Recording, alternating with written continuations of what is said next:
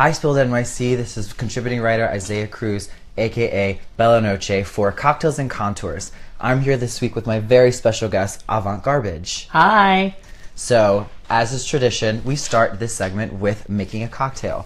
This week, it was really, really warm today. Wasn't it, like, oddly It was warm? 61 degrees. And then tomorrow we're getting a fucking snowstorm. So schools are shutting down. School's shutting down. Long Island is, like, shutting down. So I thought we could do something a little winter appropriate, but a little lighter. So first thing we're going to do, we're using one of my favorites, Jack Daniel's Tennessee Honey Whiskey.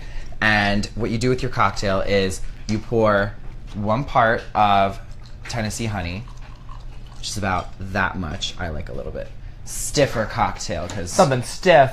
drag queens need their jiggle juice. And I usually like mixing stuff with a little bubbly. There's this Polar Orange Vanilla Seltzer, which I'm in love with, as a really, really nice, light textured taste, and just complements the honey really, really well. Come on, and effervescence. Effervescence, yes.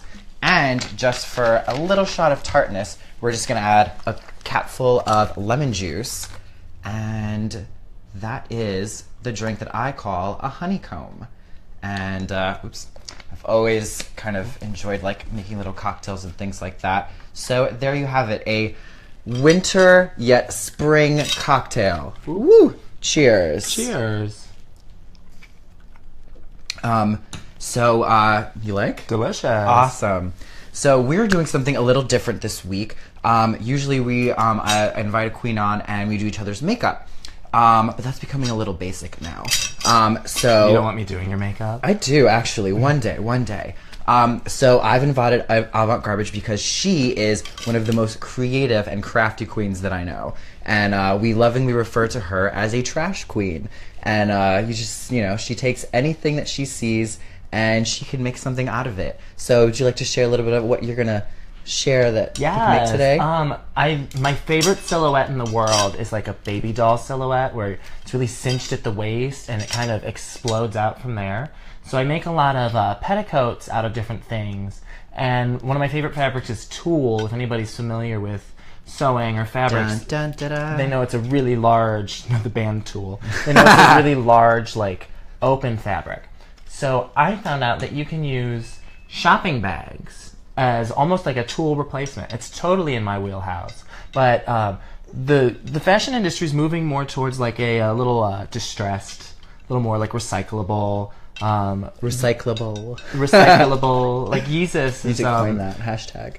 Recyclable. Recyclable is actually a word. Recyclable. Recyclable? Recyclable. Like, I'm taking over the world with my recyclable line. Recyclable. So, I make a lot of, like, shopping bag petticoats. I'll show you the finished product maybe later if we can get that going. But recently I came across this circus flag. And they're all, like, attached. I love this, like, this red is really and white cool. Tim Burton-esque Yes. stripe. And so I many thought uses for maybe like circus theme, 4th of July, or 4th of July. It just makes me want a hot dog real bad. So I figured we could do something like that today, if that sounds good to you. That does sound good. But the other thing we're like doing is because nightlife has so many talented queens in it. My idea for getting this started was to get to know some of the talented minds that we have working in the city. I know, I'm calling you talented. Thank you. What's that mean? Exactly. We're about to find out. We're about to find out if Avant Garbage knows what talent really means. So just a quick off the bat, how did you get your start in drag? I've been doing drag for seriously, I've been pursuing it for about 2 years right now. And before that I was making action figures and dolls as like a side hobby, kind of like maybe like a second source of income. I would make like you into a Barbie doll, or I would make wedding cake toppers for people, or I would make like little G.I. Joe sized superheroes. But the amount of effort that it was taking me to do that, it would take like a long time. Everything's like articulated, like there's like a wrist hinge and then a swivel and then a double elbow joint. So I'd have to take everything apart, repaint it, or sculpt on it.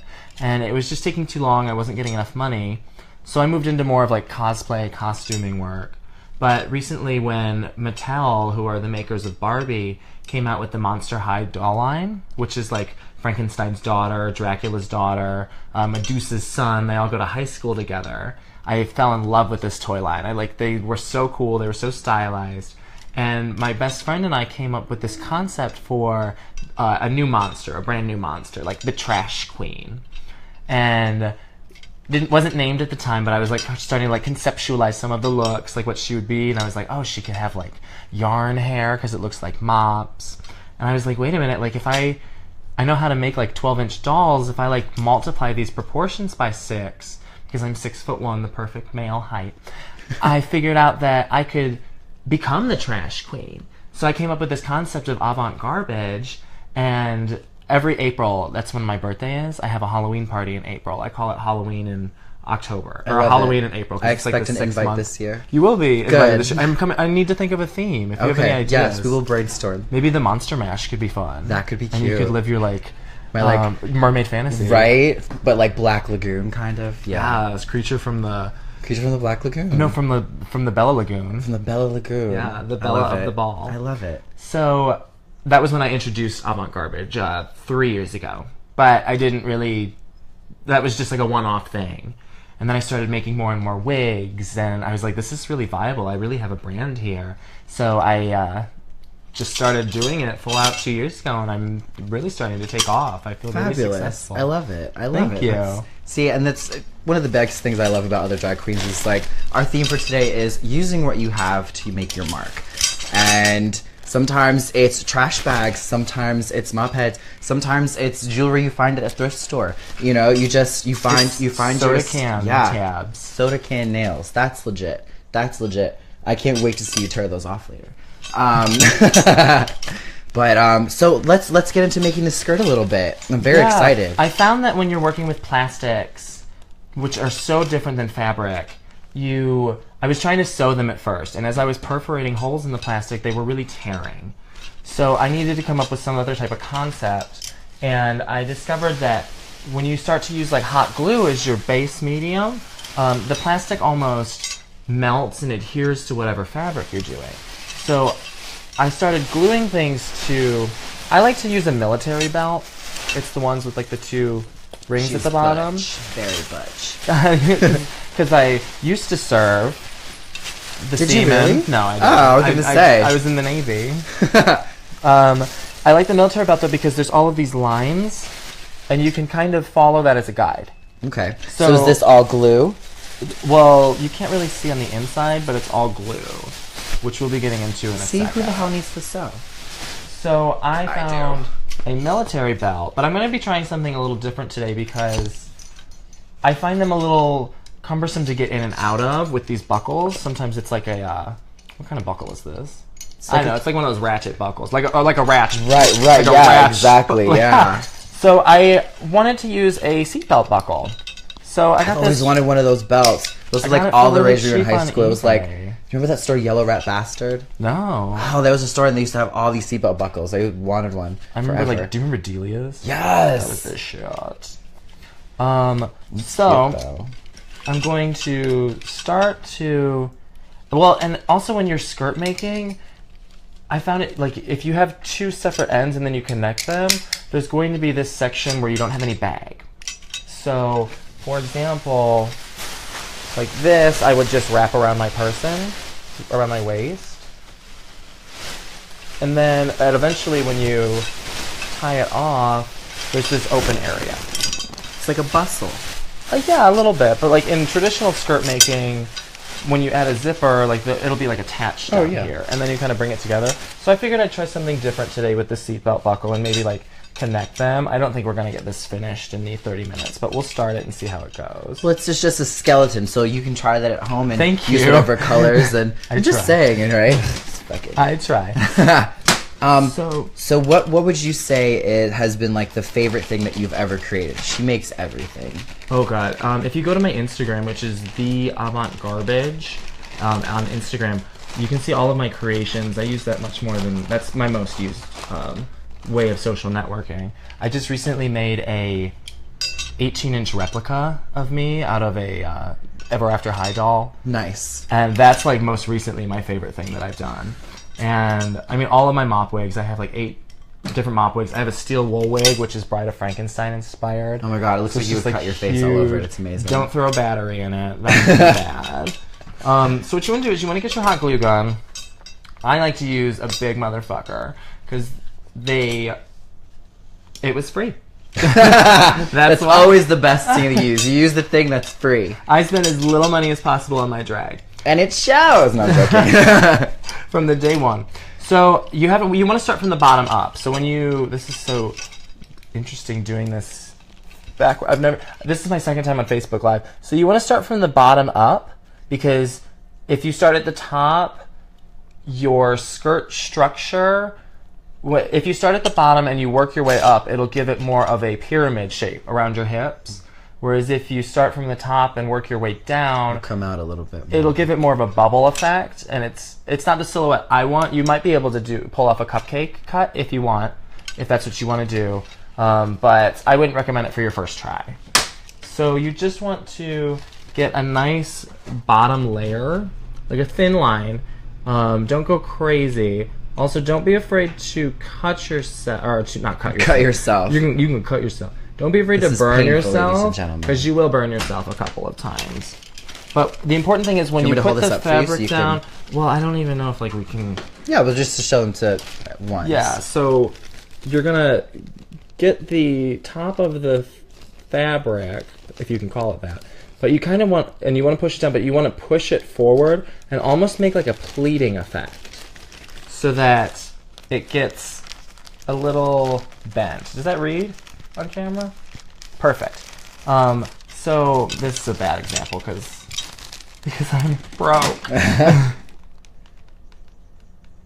So you just go a little bit at a time, right? Yeah, you don't want to go crazy because the glue will get cool and you won't be able to get the plastic in.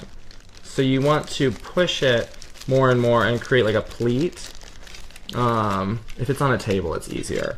But can you see here, like these little lines?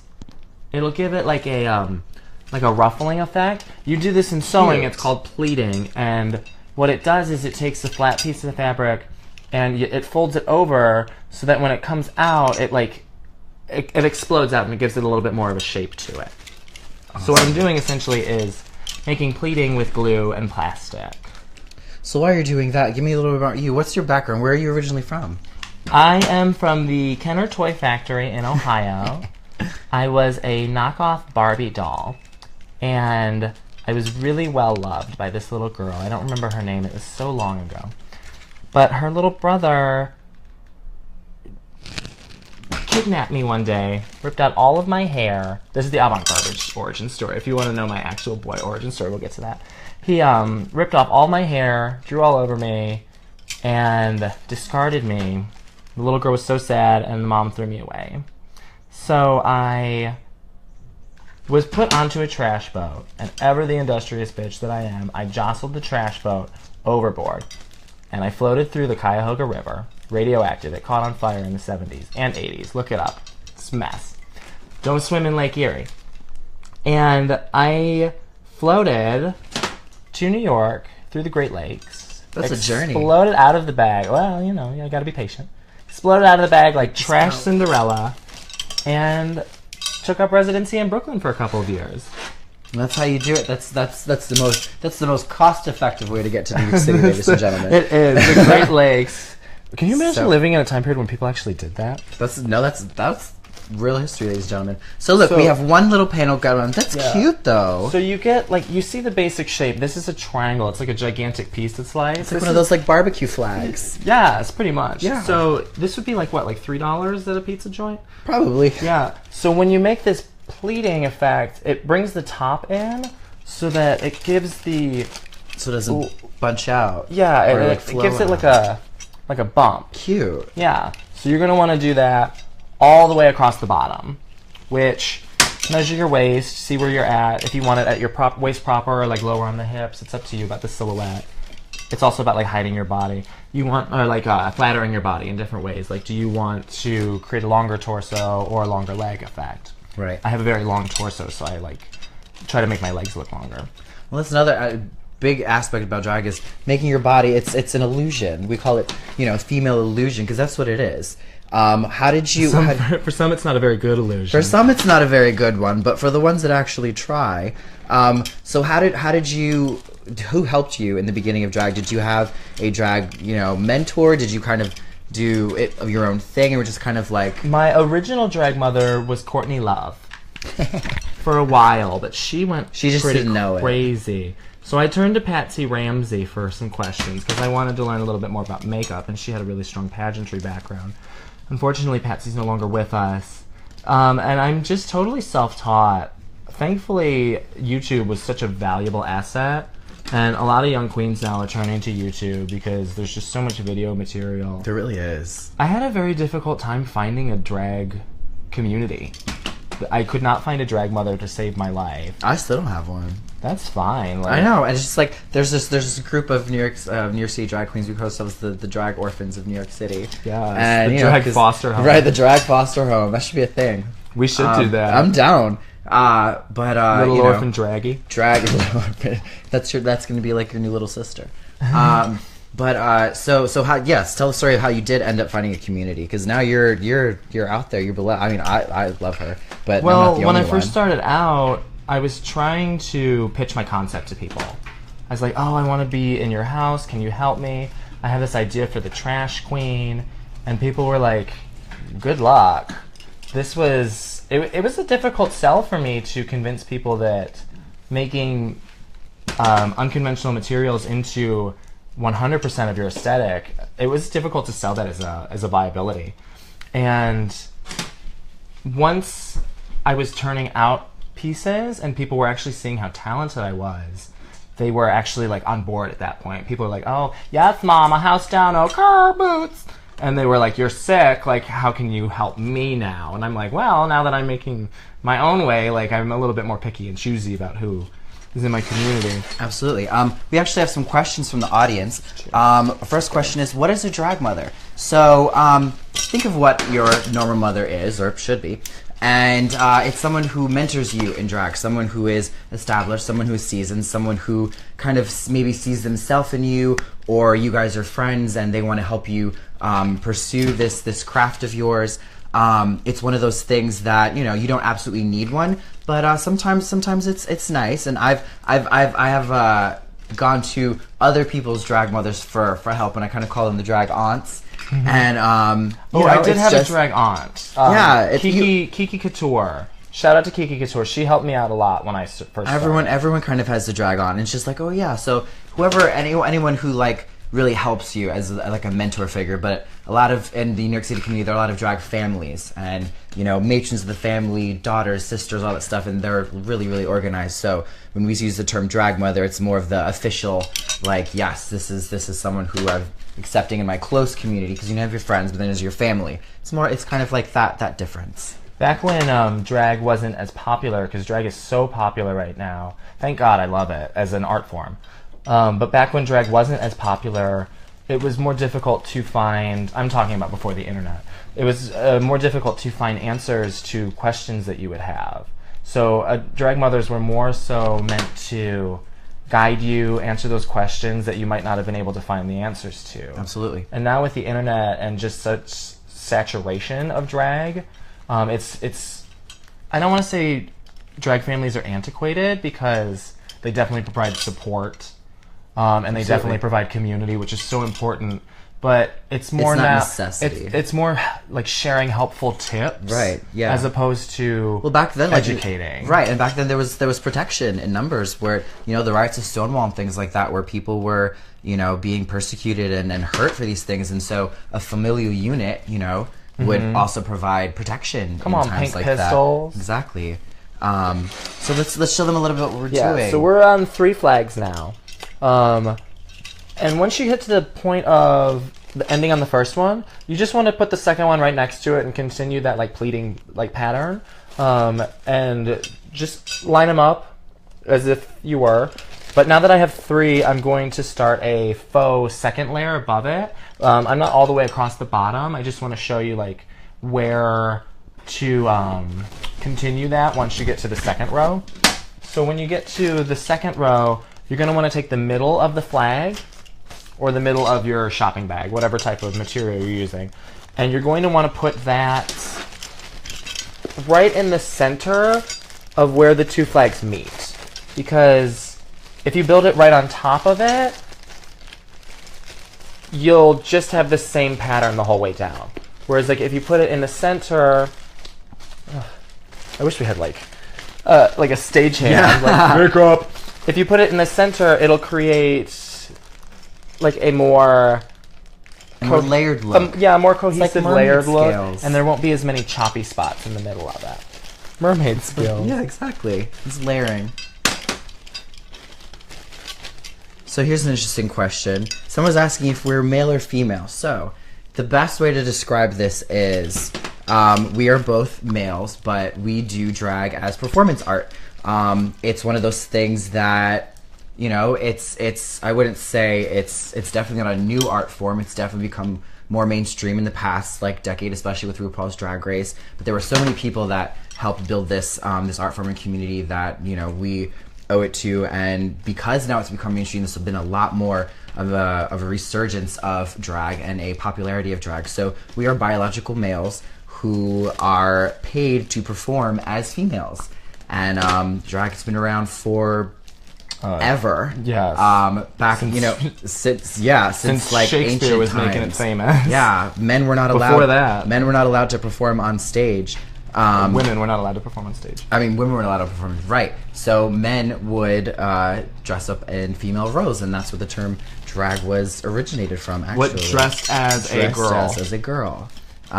So, you know, we're continuing the ancient theatrical Shakespearean art right here in New York City and around the world. Go check out RuPaul's Drag Race. It's a lot more popular than you think. If you've never seen a drag show, never seen a drag queen, first of all, it's quite an experience. It's fun. We love meeting new people. We love entertaining. We love performing. It's fun.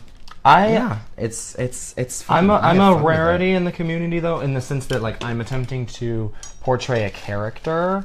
I know a lot of queens that use, and we haven't really talked about this extensively. I don't know if you do as much, but I know a lot of queens who just use their female side as a way of expression in art. Whereas like when I'm Jessie, I am strictly biologically male. Like Jessie is a man. And then when I'm portraying as Avant, I would prefer you call me female. I don't want you to say like, hey dude, what's going on?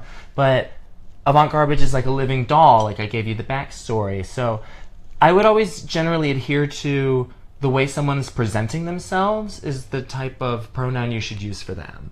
Or, I mean, adhere to how they classify themselves. Right, and that doesn't just apply to drag queens at all. So, you know, everyone is who they want to be, and the beautiful thing is you don't have to stick to one identity. You know, Bella Noche came because I grew up watching Disney movies and liking colors and fantasy. I was a huge fan of like Lord of the Rings and Game of Thrones and all that kind of stuff, and so I'm very much inspired by sci-fi, fantasy, anime, all that kind of stuff. You know, Bella Noche is a mermaid princess that washed up from the Hudson River into New York City. So you know, that's everyone has their own. Isn't it neat? Right there. So everyone has their own unique story and background. But since we're differentiating, how about you tell a little bit of Jessie's backstory? Jessie grew up in a really tiny town in the Midwest. Not super tiny, but I'm from Ohio, and which is how the Kenner Toy Factory came about. And when I was in grade school, there were still people riding their tractors to school. I came from a town with a corn festival annually. We often had a cow plop bingo, which... Do you know what that is? No, but that sounds real country. Cow plop bingo is rural country. So essentially there's like a field, or like a field, God. and it gets inferring. chalked off.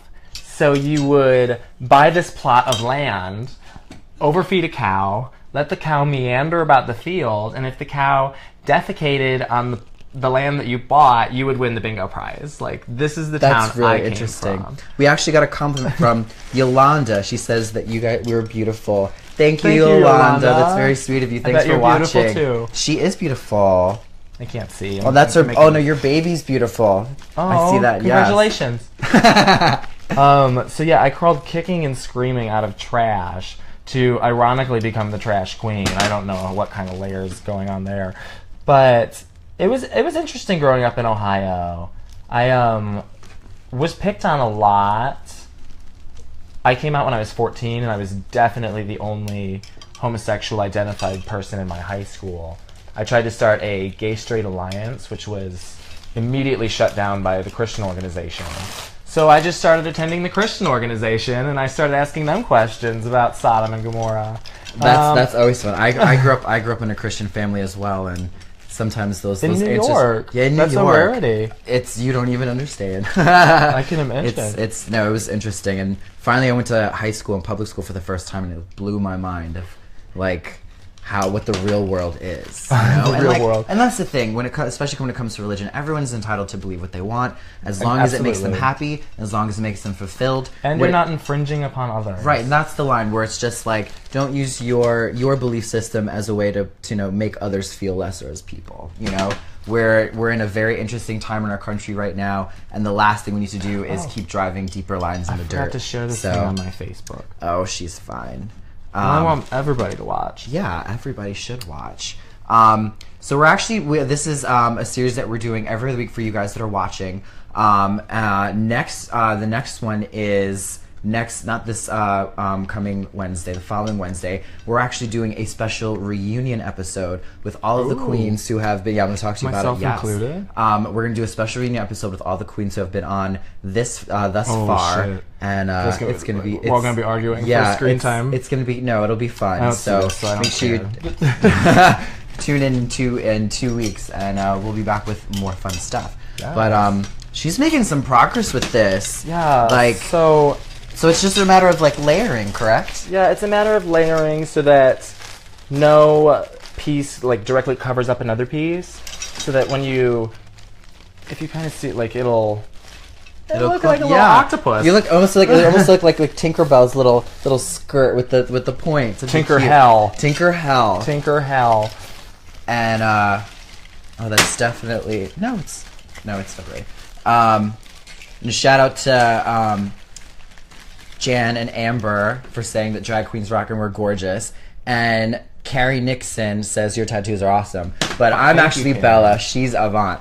But yes, your tattoos were complimented by Carrie. Thank you for watching. It's Carrie. important to like your tattoos. Oh my gosh, I have a number that you can't see right now, but what number? 7. 666.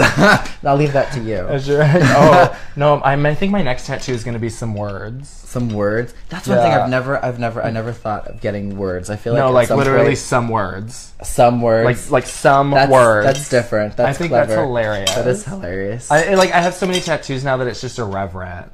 I'm like, yeah, I'll get a fried chicken wing. Why not? There's a restaurant in Brooklyn that if you have fried chicken tattooed on you, you get to eat for free. Are you serious? Yeah.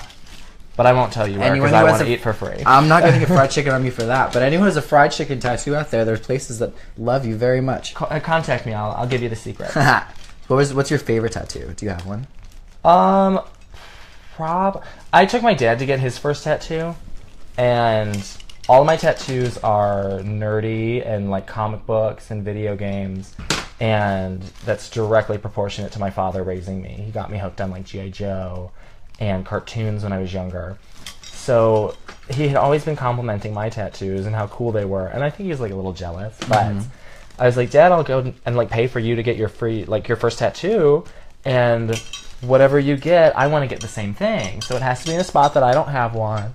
And it has to be tailored so that I can match it. Because they're all this is the heroic side, and this is the villainous side. It's about inner balance.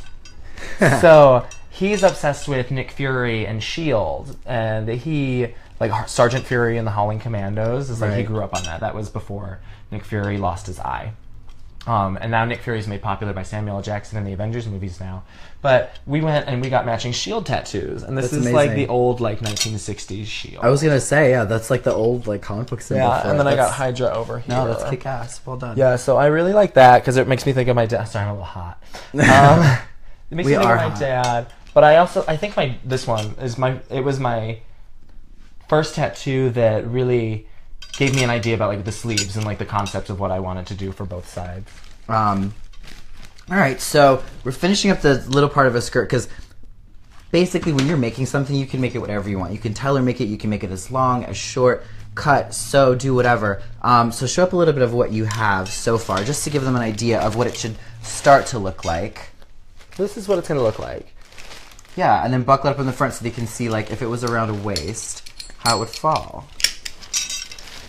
And this is just 2 of maybe 6 or 7 layers. This belt is a little... And I'm rushing, too. Like, usually I'm more meticulous. I think this skirt, this monstrosity, which you can't see very well, is 5 or 6 layers. That is a garment. 5 or 6. It's huge. It's like my Tool fantasy. Do I have time for a funny story? I went to my best friend's birthday party for his sister, and she was having an Irish-themed birthday. The whole family's Irish, and she wanted to do this in June, St. Patrick's Day themed. And I know the family very well, very good friends with their parents, so I went as Avant Garbage. She loved it, she wanted it.